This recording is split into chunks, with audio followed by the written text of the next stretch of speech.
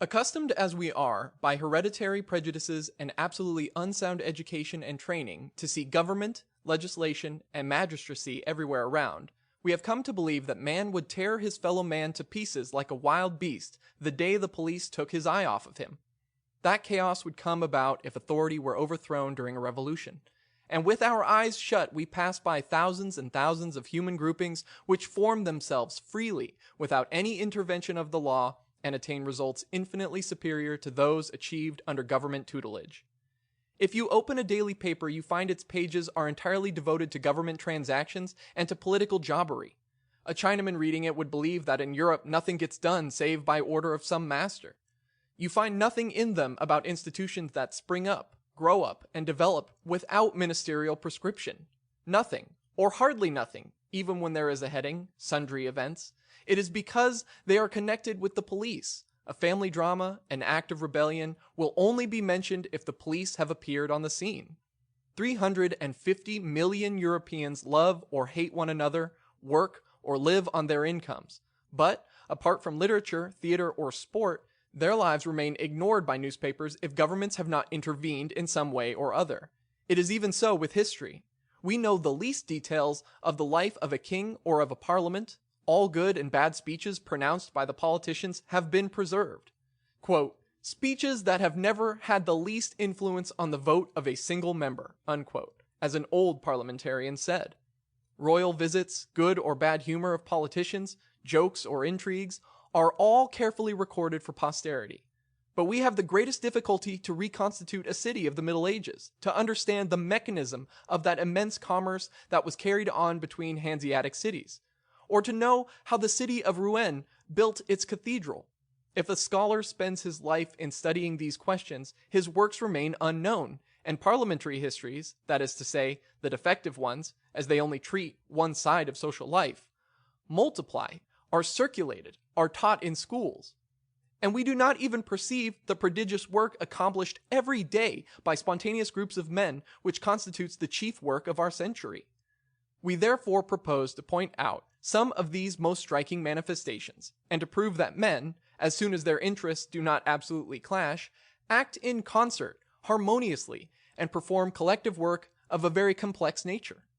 It is evident that in present society, based on individual property, that is to say, on plunder, and on a narrow-minded and therefore foolish individualism, facts of this kind are necessarily few in number.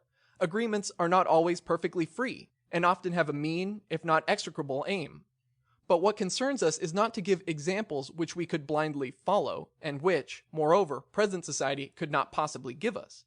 What we have to do is prove that, in spite of the authoritarian individualism which stifles us, there remains in our life, taken as a whole, a great part in which we only act by free agreement, and that it would be much easier than we think to dispense with government. In support of our view, we have already mentioned railways, and we are about to return to them. We know that Europe has a system of railways, 175,000 miles long, and that on this network you can nowadays travel from north to south, from east to west, from Madrid to Petersburg, and from Calais to Constantinople, without stoppages, without even changing carriages when you travel by express. More than that, a parcel thrown into a station will find its addressee anywhere, in Turkey or in Central Asia, without more formality needed for sending it than writing its destination on a bit of paper. This result might have been obtained in two ways. A Napoleon, a Bismarck, or some potentate, having conquered Europe, would from Paris, Berlin, or Rome draw a railway map and regulate the hours of the trains. The Russian Tsar Nicholas I dreamt of taking such action. When he was shown rough drafts of railways between Moscow and Petersburg, he seized a ruler and drew on the map of Russia a straight line between these two capitals, saying, "Here is the plan." And the road as was built in a straight line, filling in deep ravines, building bridges of a giddy height, which had to be abandoned a few years later at a cost of about 120,000 to 150,000 pounds per English mile. This is one way, but happily things were managed differently. Railways were constructed piece by piece, the pieces were joined together, and the 100 diverse companies to whom these pieces belonged came to an understanding concerning the arrival and departure of their trains, and the running of carriages on their rails, from all countries, without unloading merchandise as it passes from one network to another. All this was done by free agreement, by exchange of letters and proposals, by congresses at which delegates met to discuss certain special subjects, but not to make laws. After the Congress, the delegates returned to their companies, not with a law, but with the draft of a contract to be accepted or rejected. There were certainly obstinate men who would not be convinced, but a common interest compelled them to agree without invoking the help of armies against the refractory members.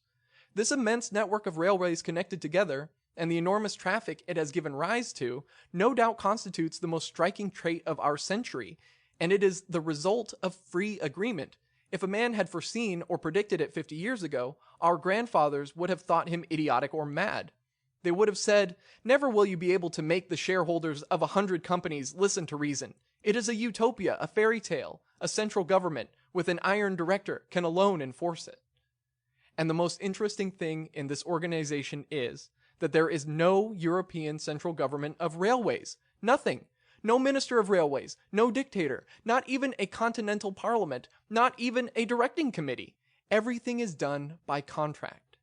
So we ask the believers in the state, who pretend that we can never do without a central government, were it only for regulating the traffic. We ask them, but how do European railways manage without them? How do they continue to convey millions of travelers and mountains of luggage across a continent?